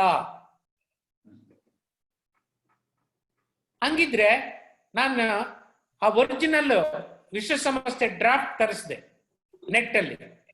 ಅದು ತೆಗೆದು ನೋಡಿದ್ರೆ ಸರ್ಕಾರಿ ಎಂಪ್ಲಾಯಿ, ಖಾಸಗಿ ಎಂಪ್ಲಾಯಿ ಅಂತ ಭೇದ ಭಾವ ಇರಲಿಲ್ಲ. ಡಿಸೇಬಲ್ಡ್ ಅಂದ್ರೆ ಡಿಸೇಬಲ್ಡ್. ನನ್ ಕೈ ಹೋದ್ರೆ ಸರ್ಕಾರಿ ಕೆಲಸದಲ್ಲಿದ್ರೆ ಅದಕ್ಕೆ ಬೇರೆ ಕ್ವಾಲಿಫಿಕೇಶನ್, ಖಾಸಗಿ ಕಾರ್ಖಾನೆಯಲ್ಲಿದ್ರೆ ಅದಕ್ಕೆ ಬೇರೆ ಇರುತ್ತಾ? ಇರೋದಿಲ್ಲ. ಆದ್ರೆ ಭಾರತ ಸರ್ಕಾರ ಅಂತಾರಾಷ್ಟ್ರೀಯ ಕಾನೂನನ್ನ ವಿರುದ್ಧವಾಗಿ ಕಾನೂನು ತಂದಿದೆಯಾ ಇಲ್ವಾ? ಇದು ಸರಿಯಲ್ಲ ಅಂತೇಳಿ ನಾನೇನ್ ಮಾಡಿದೆ ಅಂತಂದ್ರೆ, ಖಾಸಗಿ ಸಂಸ್ಥೆಯಲ್ಲಿ ಕೆಲಸ ಮಾಡ್ತಕ್ಕಂತ ಒಬ್ಬ ಕಾರ್ಮಿಕನಿಗೂ ಕೂಡ ಡಿಸಬಿಲಿಟಿ ಆಕ್ಟ್ ಅಪ್ಲೈ ಆಗುತ್ತೆ. ಇದು ನನ್ಗೆ ಸಾಧ್ಯ ಆಗಿದ್ದು ನಾನು ಇಂಟರ್ನ್ಯಾಷನಲ್ ಆಗಿ ತಿಳ್ಕೊಂಡಿದ್ದೀನಿ. ಈ ಕಾನೂನು ನಮ್ಮ ಲೇಬರ್ ಕೋರ್ಟ್ ಟ್ರಯಲ್ ಲಾಯರ್ ಗೊತ್ತಿದ್ದಿದ್ರೆ, ಅದೇ ರೀತಿ ಸಂವಿಧಾನನೂ ಕೂಡ ಟ್ರಯಲ್ ಲಾಯರ್ ಬೇಕು. ಈಗ ನೀವು ಅಟ್ರಾಸಿಟೀಸ್ ಆಕ್ಟ್ ನಲ್ಲಿ ಒಂದು ಕೇಸ್ ನಡೆಸ್ತೀರಿ. ಅಟ್ರಾಸಿಟಿ ಆಕ್ಟ್ ನ ನೀವು ಕೇಸ್ ನಡೆಸಬೇಕಾದ್ರೆ ನಮ್ಮ ಪಾರ್ಲಿಮೆಂಟ್ ನವರು ಯಾವ ಉದ್ದೇಶದಿಂದ SC/ST ಅಟ್ರಾಸಿಟೀಸ್ ಆಕ್ಟ್ ಅಂತ ತಂದಿದ್ದಾರೆ ಅಂತ ನಮ್ಗೆ ಅರ್ಥ ಆಗೋದಾ ಬೇಡವಾ? ಹಾಗಾಗಿ ನಾವು ಆ ಕಾನೂನುಗಳ ಮೂಲ ಉದ್ದೇಶನ ಅರ್ಥ ಮಾಡ್ಕೊಳ್ಳೋದು. ಹಾಗಾಗಿ ಸಂವಿಧಾನನ ನೀವು ಅರ್ಥ ಮಾಡ್ಕೊಳ್ದೇನೆ ಕಾನೂನುಗಳ ಉದ್ದೇಶ ಅರ್ಥ ಆಗೋಲ್ಲ. ಕಾನೂನುಗಳ ಉದ್ದೇಶ ಅರ್ಥ ಆಗದೇನೆ ನೀವು ಕೇಸ್ಗಳು ನಡೆಸಿದ್ರೆ ಕಕ್ಷಿಗಾರರಿಗೆ ತೊಂದರೆ ಆಗುತ್ತೆ. ಹಾಗಾಗಿ ನಮ್ಗೆ ಅಂತಾರಾಷ್ಟ್ರೀಯ ಜ್ಞಾನವೂ ಬೇಕು, ಸಂವಿಧಾನದ ಜ್ಞಾನವೂ ಬೇಕು, ಎಲ್ಲ ಹಂತದಲ್ಲೂ ಬೇಕು. Thank you sir. Thank you sir. Sir ನಮಸ್ಕಾರ, ನಾಗಮೋಹನ್ ಸಾಹೇಬ್ರು. ಹಾ ಹೇಳಿ ಸುದರ್ಶನ್ ರೆಡ್ಡಿ ಸರ್. ಹೇಳಿ ರೆಡ್ಡಿ. ಚೆನ್ನಾಗಿದ್ದೀರಾ ಸರ್? ಚೆನ್ನಾಗಿ ಮಾತಾಡಿದ್ರಿ. Hello, thank you thank you. ಚೆನ್ನಾಗಿ ಮಾತಾಡಿದ್ರಿ. ಹಾ ಸ್ವಲ್ಪ ನಾನು confusion. Article 13 and 368 of constitution, ಒಂದು ಅಮೆಂಡಿಂಗ್. ಹಾ ಆರ್ಟಿಕಲ್ 13 ಸ್ಪೀಕ್ಸ್ ಆಫ್ ಇನ್ಕನ್ಸಿಸ್ಟೆನ್ಸಿ. ಸ್ವಲ್ಪ ಎಕ್ಸ್ಪ್ಲೈನ್ ಮಾಡಿ ಸರ್ ಅದ್ರ ಬಗ್ಗೆ. ಏನಿಲ್ಲ, ಆರ್ಟಿಕಲ್ 13 ಪರ್ಪಸ್ಸೇ ಬೇರೆ, ಹಾ, ಆರ್ಟಿಕಲ್ 368 ಪರ್ಪಸ್ಸೇ ಬೇರೆ. ಇದು 368 is for amending the provisions. amending provision is different from inconsistent provision. Article 13 ತಂದಿರೋ ಉದ್ದೇಶನೇ ಬೇರೆ, ಆರ್ಟಿಕಲ್ 368 ಅಂತ ತಂದಿರೋ ಉದ್ದೇಶನೇ ಬೇರೆ. ಆರ್ಟಿಕಲ್ 368 ನೀವು ಓದ್ಕೊಂಡ್ರೆ ಅರ್ಥ ಆಗಲ್ಲ. ಯಾಕೆ ಅಂತಂದ್ರೆ ಸರಿ ಸರ್, ಭಾರತದ ಸಂಸತ್ಗೆ ಸಂವಿಧಾನವನ್ನ ತಿದ್ದುಪಡಿ ಮಾಡಬಹುದು ಅಂತ ಹೇಳಿದೆ. ಹೌದು. ಆದ್ರೆ ಕೇಶವಾನಂದ ಭಾರತಿನಲ್ಲಿ ಹೇಳ್ತಾರೆ, ಈ ಅಧಿಕಾರನ ಬಳಕೆ ಮಾಡಿ ಪಾರ್ಲಿಮೆಂಟ್ ಸಂವಿಧಾನದಲ್ಲಿರ್ತಕ್ಕಂಥ ಯಾವುದನ್ನ ಬೇಕಾದ್ರೂ ತಿದ್ದುಪಡಿ ಮಾಡಬಹುದಾ ಅಂತಂದ್ರೆ ಇಲ್ಲ ಅಂತಾರೆ. ಅದಕ್ಕೆ ಅವ್ರೇನ್ ಹೇಳ್ತಾರೆ ಅಂತಂದ್ರೆ, ಭಾರತದ ಸಂವಿಧಾನದ ಮೂಲ ತತ್ವಗಳು, basic features of Indian constitution are unamendable, untouchable ಅಂತ ಹೇಳ್ತಾರೆ. ಸರಿ ಸರ್, ಸರಿ. ಏನನ್ನ ಬೇಕಾದ್ರೂ ತಿದ್ದುಪಡಿ ಮಾಡಿ, ಆದ್ರೆ ಇವನ್ ತಿದ್ದುಪಡಿ ಮಾಡೋಂಗಿಲ್ಲ. ಆ ಕಾರಣದಿಂದಾನೇ ನಮ್ಮಲ್ಲಿ ಇವತ್ತಿಗೂ ಕೂಡ ಪ್ರಜಾಪ್ರಭುತ್ವ, ಜಾತ್ಯತೀತ, ಸಾಮಾಜಿಕ ನ್ಯಾಯ, ಫೆಡರಲ್ ವ್ಯವಸ್ಥೆ, ಅಧಿಕಾರದ ವಿಕೇಂದ್ರೀಕರಣ, ಮೂಲಭೂತ ಹಕ್ಕುಗಳು ಇವೆಲ್ಲ ಉಳ್ಕೊಂಡಿರೋದು. ಸರ್ ನಮಸ್ಕಾರ, ನಾನು ಶ್ರೀಧರ್ ಪ್ರಭು ಮಾತಾಡ್ತೇನೆ. ಹೇಳಿ ಪ್ರಭು. ಸರ್ ಸರ್ ನನ್ನ ಪ್ರಶ್ನೆ ಯೂಟ್ಯೂಬ್ ಅಲ್ಲಿ ನೋಡ್ತಾ ಇರ್ತೀನಿ ಸರ್. ಸರ್ ನನ್ನ ಪ್ರಶ್ನೆ ನಮ್ಮ ಭಾರತದ ಸಂವಿಧಾನಕ್ಕೂ ಮತ್ತು ಒಂದು ರಾಜಕೀಯ ಪಕ್ಷದ ಸಂವಿಧಾನಕ್ಕೂ ಕಾನ್ಫ್ಲಿಕ್ಟ್ ಆದಾಗ ಏನ್ ಮಾಡ್ಬೇಕು ಅಂತ. ಯಾಕೆಂದ್ರೆ ಸೋಮನಾಥ್ ಚಟರ್ಜಿ ಅವರ ರಾಜೀನಾಮೆ ಪ್ರಕರಣದಲ್ಲಿ ಮಾರ್ಕ್ಸ್ವಾದಿ ಕಮ್ಯುನಿಸ್ಟ್ ಪಕ್ಷದ ಸೆಕ್ರೆಟರಿ ಹೇಳ್ತಾರೆ, ಅವ್ರು ಮಾಡಿದ್ದು ಸಂವಿಧಾನಾತ್ಮಕ, ಭಾರತದ ಸಂವಿಧಾನಕ್ಕೆ ಸರಿ ಇರ್ಬೋದು, ಆದ್ರೆ ನಮ್ಮ ಪಕ್ಷದ ಸಂವಿಧಾನಕ್ಕೆ ಅದು ಸರಿ ಇಲ್ಲ ಅಂತ ಹೇಳಿ. ಹಾಗೆ ಒಂದು ರಾಜಕೀಯ ಪಕ್ಷದ ಸಂವಿಧಾನಕ್ಕೂ ಭಾರತದ ಸಂವಿಧಾನಕ್ಕೂ ಕಾನ್ಫ್ಲಿಕ್ಟ್ ಒದಗಿ ಬಂದ್ರೆ ಅದನ್ನ ಹೇಗೆ ವಿಶ್ಲೇಷಿಸಬೇಕು ಮತ್ತೆ ತಮ್ಮ ಅಭಿಪ್ರಾಯ ಏನು?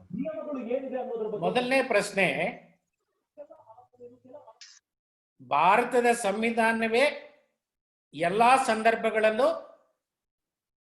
ಪ್ರಿವೈಲ್ ಆಗಬೇಕು, ರಾಜಕೀಯ ಪಕ್ಷಗಳ ಸಂವಿಧಾನಗಳಲ್ಲ. ಒಂದು, ನೀವು ಹೇಳಿದ್ದ ಉದಾಹರಣೆ, ಒಂದು ರಾಜಕೀಯ ಪಕ್ಷದ ಸಂವಿಧಾನ ಮತ್ತು ಒಬ್ಬ ವ್ಯಕ್ತಿ ನಡ್ಕೊಂಡಂತ ಒಂದು ವಿಧಾನ, ಅದು ಒಂದು ರಾಜಕೀಯ ಪಕ್ಷದ ಸಂವಿಧಾನ, ಭಾರತದ ಸಂವಿಧಾನದ ಸಂಘರ್ಷ ಅಲ್ಲ. ಎರಡನೇದು, ಒಂದು ರಾಜಕೀಯ ಪಕ್ಷದ ತೀರ್ಮಾನ ಬೇರೆ, ರಾಜಕೀಯ ಪಕ್ಷದ ಸಂವಿಧಾನ ಬೇರೆ, ಭಾರತದ ಸಂವಿಧಾನ ಬೇರೆ ಅಂತಕ್ಕಂಥ ಡಿಸ್ಟಿಂಕ್ಷನ್ ನಮ್ಗೆ ಗೊತ್ತಿರಬೇಕು. What I C in the case of Somnath Chatterjee is not the constitution of a political party and the Indian constitution. The decision of a political party and the decision of one individual. So decision can be conflicting. There can be conflicting interests. But insofar as Indian constitution is concerned, it prevails. ಹಾಗಾದ್ರೆ ಇನ್ನೊಂದು ಸಣ್ಣ ಪ್ರಶ್ನೆ sir. ಈಗ right to information act ಅನ್ನ ರಾಜಕೀಯ ಪಕ್ಷಗಳಿಗೆ ಅನ್ವಯ ಮಾಡಬೇಕಾ ಅಥವಾ ಮಾಡಬಹುದಾ? ತಮ್ಮ ಅಭಿಪ್ರಾಯ ಏನು? RTI ನನ್ನ ಅಭಿಪ್ರಾಯದಲ್ಲಿ ಅಪ್ಲೈ ಮಾಡಬೇಕು. It should be apply. ಅದನ್ನೇ ಮತ್ತೊಂದು ಮಾರ್ಕ್ಸ್ವಾದಿ ಕಮ್ಯುನಿಸ್ಟ್ ಪಕ್ಷದವರೇ ಹೇಳ್ತಾರೆ, ಒಂದ್ ವೇಳೆ ನೀವು RTI ಅಪ್ಲೈ ಮಾಡಿದ್ರೆ ಅನೇಕ ಜನ ನಮ್ಮಲ್ಲಿ ಮೆಂಬರ್ಸ್ ಇದ್ದಾರೆ, ಅವರ ಡೀಟೇಲ್ಸ್ ಎಲ್ಲ ಗೊತ್ತಾಗ್ಬಿಡುತ್ತೆ, ಸೀಕ್ರೆಟಿವ್ ಆಗಿ ಕೆಲವರು ಮೆಂಬರ್ಸ್ ಇದ್ದಾರೆ. ಹಾಗೆಲ್ಲ ಒಂದು ರಾಜಕೀಯ ಪಕ್ಷ ಅಷ್ಟೊಂದು ಮುಕ್ತವಾಗಿ ಎಲ್ರಿಗೂ ತನ್ನ ಇನ್ನೊಂದು ಅಲ್ಲ, don't drag me to a political party. No I am saying generally please hear me. ಇನ್ನೊಂದು ರಾಜಕೀಯ ಪಕ್ಷದವರು ಕೂಡ ಹೇಳ್ತಾರೆ ನಮ್ಗೆ ಯಾವ ಮೂಲದಿಂದ ಹಣ ಬಂದಿದೆ ಅಂತ ನಾವು ಹೇಳೋದಿಲ್ಲ. What I say is, in so far as these aspects R concern, privacy of individual ಅನ್ನು ಇಟ್ಕೊಂಡು ಅದನ್ನು ಕಾಪಾಡಿಕೊಳ್ತಾನೆ. ಕೆಲವು ಏರಿಯಾಗಳಲ್ಲಿ ಈಗ ಆರ್ಥಿಕ ವಿಚಾರಗಳಲ್ಲಿ ಯಾಕೆ ಟ್ರಾನ್ಸ್ಪರೆನ್ಸಿ ಇರಬಾರ್ದು? This we have to notice. Sir ನಮಸ್ತೆ. Sir one more question sir, Nagamohan Das ಸಾಹೇಬ್ರೆ. ಸರ್ ಮೊನ್ನೆ ಇವರು ನಾಗಾನಂದ್ ಅವ್ರು ಮಾತಾಡಿದ್ರು, ನಮ್ಮ ರಂಗನಾಥನ್ ಸಾಹೇಬ್ರು ಇದ್ರು ಅಂತ ಕಾಣುತ್ತೆ. Even if I can't ask this question properly, I can put it. This Keshavananda Bharati case requires requires review. ತಮ್ಮ ಅಭಿಪ್ರಾಯ ಏನು ಸರ್? ನನ್ನ ಅಭಿಪ್ರಾಯದಲ್ಲಿ ಬೇಕಾಗಿಲ್ಲ. We have Girija is raising a hand. Yes sir, I have one question. Please Girija, please. Sir ನಮಸ್ತೆ. Sir constituent ಅಸೆಂಬ್ಲಿಯನ್ನ ನಾವು ಗಮನಿಸಿದಾಗ 15 ಜನ ಹೆಣ್ಮಕ್ಳು ಕಾನ್ಸ್ಟಿಟ್ಯೂಯೆಂಟ್ ಅಸೆಂಬ್ಲಿನಲ್ಲಿ ಇದ್ರು ಅವತ್ತಿನ ದಿನ ಲಾ ಫ್ರೇಮ್. ಆದ್ರೆ ನಂತರ ಸ್ವಾತಂತ್ರ್ಯ ಬಂದ ನಂತರ ಮಹಿಳೆಯರ ಭಾಗವಹಿಸುವಿಕೆ ಬಹಳಷ್ಟು ಕಡಿಮೆ ಆಗ್ತಾ ಬಂದಿದೆ. ಸೊ ಇಲ್ಲಿ ಏನು ಕಾನ್ಸ್ಟಿಟ್ಯೂಷನಲ್ ಮೆಷರ್ಸ್ ಅನ್ನ ತಗೊಂಡಿದೆ, ಹೇಗೆ ಸರ್ ಈ ಪ್ರಾಬ್ಲಮ್ ಅನ್ನ ನಾವು ರಿಸಾಲ್ವ್ ಮಾಡ್ಬೇಕು? ಯಾಕಂದ್ರೆ 33% ರಿಸರ್ವೇಶನ್ ಬಿಲ್ ಇನ್ನೂ ಕೂಡ ಪಾಸ್ ಆಗಿಲ್ಲ. We have women's participation in local self-governments. So what needs to be done, sir? Not local self-governments. In the parliament, in the legislative bodies. Local self-government ಬಂದ್ಬಿಟ್ಟಿದೆ. ನೋಡಿ, ನಿಮ್ಮ ಪ್ರಶ್ನೆ ಬಹಳ ಒಳ್ಳೆಯದು. ಈ ಹಿಂದೆ ಒಬ್ರು ಯಾರೋ ಪ್ರಶ್ನೆ ಕೇಳಿದಾಗ ಕೇಶವಾನಂದ ಭಾರತಿಯನ್ನ ರಿವಿಸಿಟ್ ಮಾಡಬೇಕು ಅಂತಕ್ಕಂಥ ವಿಚಾರದಲ್ಲಿ ನಾನು ಹೇಳಿದೆ ರಿವಿಸಿಟ್ನ ಅವಶ್ಯಕತೆ ಇಲ್ಲ. ಒಂದು, ಕೇಶವಾನಂದ ಭಾರತಿಯಲ್ಲಿ ಪ್ರಪೌಂಡ್ ಮಾಡಿರ್ತಕ್ಕಂಥ ಬೇಸಿಕ್ ಫೀಚರ್ಸ್ ಥಿಯರಿ ಏನಿದೆ, basic features of Indian constitution are untouchable and unamendable ಏನಿದೆ, ಆ ಕಾರಣವಾಗಿ ಪ್ರಜಾಪ್ರಭುತ್ವ, ಜಾತ್ಯತೀತ, ಸಾಮಾಜಿಕ ನ್ಯಾಯ, ಮೂಲಭೂತ ಹಕ್ಕುಗಳು, ಸಪರೇಷನ್ ಆಫ್ ಪವರ್ಸ್ ಇನ್ನೂ ನಮಗೆ ಉಳಿದಿವೆ. ರಿವಿಸಿಟ್ ಅಂದ್ರೆ ಇದನ್ನು ಕಿತ್ತಾಕೋದಾ ಅಥವಾ ಇದಕ್ಕಿಂತ ಏನಾದರೂ ಉತ್ತಮವಾದಂತ ಸಜೆಷನ್ಸ್ ಯಾರ ಹತ್ರ ಅದು ಇದೆಯಾ? ಇದನ್ನ ನಾವು ಗಂಭೀರವಾಗಿ ಯೋಚನೆ ಮಾಡಬೇಕು. ನೀವು ಹೇಳಿದ್ದು ಕರೆಕ್ಟ್ ಮೇಡಮ್, ಗಿರಿಜಾ ಮೇಡಮ್. ಭಾರತದ ಸಂವಿಧಾನ ರಚನೆಯಲ್ಲಿ ಮಹಿಳೆಯರು ಸಕ್ರಿಯವಾದಂತ ಪಾತ್ರ ವಹಿಸಿದ್ದಾರೆ. ಫ್ರೀಡಮ್ ಮೂವ್ಮೆಂಟ್ ನಲ್ಲಿ ವಹಿಸಿದ್ದಾರೆ.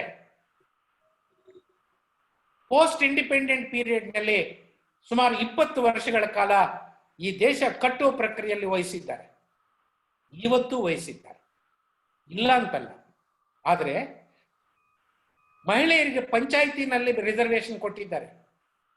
ತಾಲೂಕಾ ಪಂಚಾಯಿತಿ, ಗ್ರಾಮ ಪಂಚಾಯಿತಿ, ಜಿಲ್ಲಾ ಪಂಚಾಯಿತಿ, ಮುನ್ಸಿಪಾಲಿಟಿ, ಕಾರ್ಪೊರೇಷನ್ ಅಲ್ಲಿ ರಿಸರ್ವೇಶನ್ ಕೊಟ್ಟಿದ್ದಾರೆ. ಸಂತೋಷ. ಆದ್ರೆ ಅವು ಲಾ ಮೇಕಿಂಗ್ ಬಾಡೀಸ್ ಅಲ್ಲ, ಕೇವಲ law implementing bodies. Law making bodies ಯಾವ ಅಂತಂದ್ರೆ ಅಸೆಂಬ್ಲಿ ಮತ್ತು ಪಾರ್ಲಿಮೆಂಟ್. ಅಸೆಂಬ್ಲಿ ಮತ್ತು ಪಾರ್ಲಿಮೆಂಟ್ ನಲ್ಲಿ ಕಳೆದ 25 ವರ್ಷಗಳಿಂದ ಮಹಿಳಾ ಮೀಸಲಾತಿ ಬಿಲ್ಲು ಇನ್ನೂ ಪೆಂಡಿಂಗ್ ಇದೆ. ಎಲ್ಲ ರಾಜಕೀಯ ಪಕ್ಷಗಳು ಪಾರ್ಲಿಮೆಂಟಿನ ಹೊರಗಡೆ ನಾವು ಅಧಿಕಾರಕ್ಕೆ ಬಂದ್ರೆ ಮಹಿಳಾ ಮೀಸಲಾತಿ ಜಾರಿಗೆ ತರ್ತೀವಿ ಅಂತಾರೆ. ಆದ್ರೆ ಪಾರ್ಲಿಮೆಂಟ್ ಒಳಗಡೆ ಹೋದ್ರೆ ಯಾವುದೋ ಒಂದು ನೆಪ ಒಡ್ಡಿ 25 ವರ್ಷಗಳಿಂದ ಇದನ್ನು ಮುಂದೂಡ್ತಾ ಇದೆ. ಹಾಗಾಗಿ ನಾನು ನಿಮ್ಮಲ್ಲಿ ಒಬ್ಬರಾಗಿ I demand the passing of women reservation bill providing reservation in state assemblies and in the Indian government. Thank you, sir. Wonderful, sir. I have time, sir. Yes, yes. This can be the sir. last question, my Yes, sir. Now I think generally people are well aware of the rights. Now it is on 51A. There are fundamental duties. See, the most important which I would like to say is to safeguard public property to observe violence. That is one of the 51A. See, in the pandemic, I think all of people may be aware that in Madras, a doctor who succumbed to COVID, his body was not permitted. So, when how to inculcate the habit of bringing the people to obey the law. This is the fundamental duty. It is my fundamental duty, that everyone's fundamental duty. I think we are speaking too much or generally. People have known rights, yes, that is there, but still fundamental duty, this is a very fundamental duty people are not doing. How can we take it to the young people so that a system of obedience comes from the very beginning? Your lordship's views on that and how we can make it. See, I appreciate your question. Thank you. There is a failure on our part in educating the people of this country, not only about rights but also about duties. I have in several forums I have suggested that from primary education, it is possible to inculcate the spirit of fundamental duties and also fundamental rights from that age itself. It is not only duty of government. Each one of us in our day-to-day life, we have to spend some time in educating the masses about their rights and duties. We have to involve. We have to take up that task. We have to champion that cause. In our own humble way, we can also do that. Thank you. And more so, I request lawyers community to take up this cause. Thank you, sir. Thank you. Thank you. Thank you, Ravi. How are you, Ravi Shankar? Fine, fine, thanks. Sir, there is one last question. Yes. Which is taken by in Q&A box. I'll read it out for you, sir. Yes, Abhinav have asked it. Sir, Please. can we say that reforms will be made in the constitution to prevent such a pandemic to evolve in the later future and ensure the better health of the individual of the country? Yes, we can. Definitely, there is scope. As I already told you, we have amended the Indian Constitution for more than 104 times in these 70 years. Plus, there are certain bills pending before the Parliament seeking amendment of the Constitution. 3, as I had already told, there are certain areas which require immediate amendment. Therefore, there is scope for all these things to be accommodated under the Indian Constitution. Thank you, sir. Thank you. The advocates and the members in the bar are very happy to have you and to see you live. Secretary has one question, please. Go ahead. Gangadhar, sir ತುಂಬಾ thanks ಚೆನ್ನಾಗಿ ತಾವಾಗಿದ್ದೀರಾ sir? ಚೆನ್ನಾಗಿದೆ. Sir ಒಂದೇ ಒಂದು small ಇದು ಅಲ್ಲ, ಒಳ್ಳೆ ಕೆಲಸ ಮಾಡ್ತಾ ಇದ್ದೀರಾ. Thank you very much. ಎಲ್ಲ ನೀವು ಬಿಟ್ಟೋಗಿರೋ ಲೆಗಸಿ ಅಲ್ಲ sir academy. I appreciate you and your team. Wish you all the best. Thank you sir. ಒಂದ್ ಸ್ಮಾಲ್ ನನ್ನ ಅನಿಸಿಕೆ ಸರ್, ಈ ಇನ್ ದ ಲೆಕ್ಚರ್ ಬಿಗಿನಿಂಗ್ ಅಲ್ಲಿ ತಾವು ಹೇಳಿದ್ರಿ for Indians constitution is a religion. For ಭಾರತೀಯನಿಗೆ ಸಂವಿಧಾನನೇ ಧರ್ಮ ಅಲ್ಲ, ಒಂದೊಂದು ಧರ್ಮಕ್ಕೆ ಒಂದೊಂದು ಧರ್ಮ ಗ್ರಂಥ ಇದೆ. ನಮ್ಗೆ ಧರ್ಮ ಗ್ರಂಥ ಬಂದು ಕಾನ್ಸ್ಟಿಟ್ಯೂಷನ್ ಅಲ್ಲ, ಅಷ್ಟು ಪವಿತ್ರವಾದಂತ ಗ್ರಂಥ ನಮ್ದು. ಈ ಪವಿತ್ರವಾದ ಈಗ ಪ್ರತಿ ಒಂದು ಧರ್ಮಗಳಿಗೆ ಅವರವರ ಧರ್ಮ ಗ್ರಂಥಗಳ ಬಗ್ಗೆ ತುಂಬಾ ಅರಿವಿದೆ. ಈಗ ನಾನು ನಮ್ಮ ರಾಮಾಯಣದಿಂದ ಹಿಡಿದು ಮಹಾಭಾರತವರೆಗೂ ನಾನು ಕ್ಯಾರೆಕ್ಟರ್ ವೈಸ್ ನನ್ನ ಮನನ ಇದೆ, ನನ್ನ ಮಗುಗ್ ಬರುತ್ತೆ, ನನ್ನ ಮಕ್ಕಳಿಗೆ ಬರುತ್ತೆ. ಸಂವೇ ಅದೇ ರೀತಿ ಬೇರೆ ಧರ್ಮಗಳದ್ದು ಇದೆ. ಆದ್ರೆ ನನ್ನ ಈ ರಾಷ್ಟ್ರ ಧರ್ಮ ಏನ್ ಕಾನ್ಸ್ಟಿಟ್ಯೂಷನ್ ಇದೆ, ಅದನ್ನ ನಾವು ನಮ್ಮ ಪೀಳಿಗೆಗೆ 70 ವರ್ಷಗಳಾದ್ರೂ ಕೂಡ ಅವರಿಗೆ ಮನನ ಮಾಡಕ್ ಆಗ್ಲಿಲ್ಲ. ಯಾವ ಏರಿಯಾದಲ್ಲಿ ನಾವು ಆಸ್ ಎ ಸೊಸೈಟಿ ಫೇಲ್ ಆಗಿದೀವಾ, ಆಸ್ ಎ ಗೌರ್ಮೆಂಟ್ ಫೇಲ್ ಆಗಿದೀವಾ, ಇಲ್ಲ ಏನಾದ್ರೂ ನೆಸೆಸರಿ ಇದನ್ನ ಮಾಡ್ಬೇಕಾ?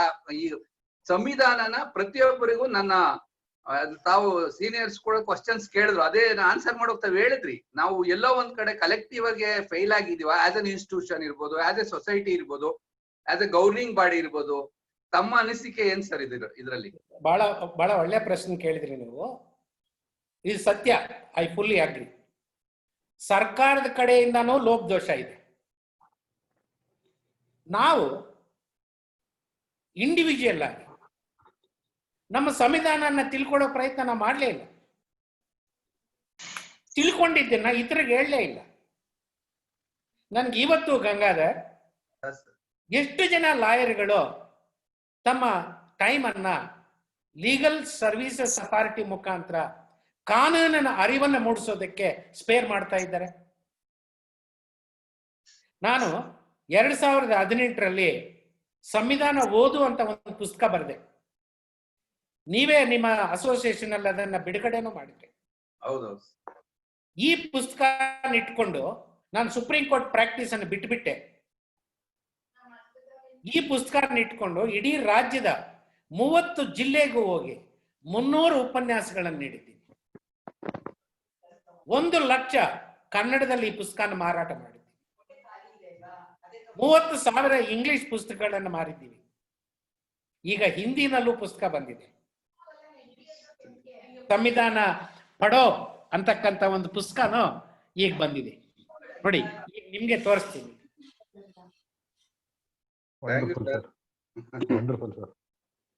ಹೀಗೆ ಹಿಂದಿ, ಇಂಗ್ಲಿಷ್ ಮತ್ತು ಕನ್ನಡದಲ್ಲಿ, ಜೊತೆಗೆ ಮಲಯಾಳಂನಲ್ಲಿ ಪ್ರಿಂಟ್ ಆಗ್ತಾ ಇದೆ. ಹಾಗಾಗಿ ನಾವು ನಮ್ಮ ಪಾರ್ಟ್ ಆಫ್ ಆಬ್ಲಿಗೇಷನ್ ಅನ್ನ ನಾವು ಡಿಸ್ಚಾರ್ಜ್ ಮಾಡಬೇಕು. ತುಂಬಾ thanks sir. Thank you very much. ನಮಸ್ತೆ sir. It was very wonderful and executive.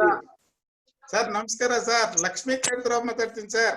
ನಮಸ್ಕಾರ. ನಮಸ್ಕಾರ ಸರ್. ನಮಸ್ಕಾರ. ಸತ್ಯನಾರಾಯಣ ಗುಪ್ತಾ ಅವಳು. ಸರ್ ಲಕ್ಷ್ಮೀಕಾಂತ್ ರಾವ್ ಮಾತಾಡ್ತೀನಿ. ಹೇಳಿ ಹೇಳಿ. ರಂಗರಾಜನ್ ನಮಸ್ಕಾರ ಸಾಹೇಬ್ರು. ಸುದರ್ಶನ್. Okay sir. ಚೆನ್ನಾಗಿದ್ಯಾ? Okay. Thank you, sir. Sir, this session, I guess there is never-ending questions. Lakshmikant Rao ಮಾತಾಡ್ತೀನಿ. ಒಂದು last question. Yes. Sir This will be the last question, I believe. Yeah. Yes, yes. Go ahead. Sir Thank you, sir. ಮಾತಾಡ್ತೀನಿ sir. ಹೇಳಿ ಹೇಳಿ. Sir, given an opportunity for His Lordship Justice Nagmohan Das to amend the Constitution, what would be the first amendment would His Lordship will take up?